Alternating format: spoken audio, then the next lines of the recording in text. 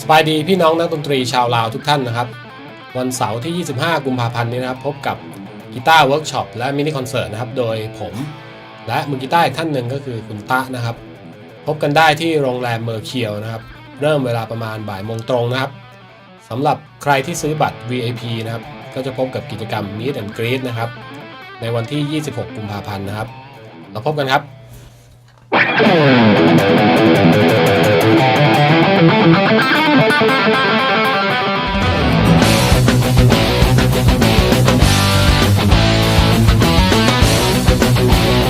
สบายดีพี่น้องนักดนตรีชาวลาวทุกท่านพบกับกีตาร์เวิร์กช็อปและมินิคอนเสิร์ตโดย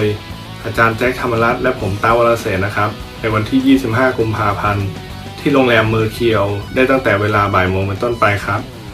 ส่วนใครที่ซื้อบัตรมิดแอนด์กรีดนะครับก็จะพบกับอาจารย์แจ็คธรรมรัตน์และผมนะครับในวันที่ 26 กุมภาพันธ์ครับมากันเยอะๆนะครับมาสนุกด้วยกันแล้วพบกันครับ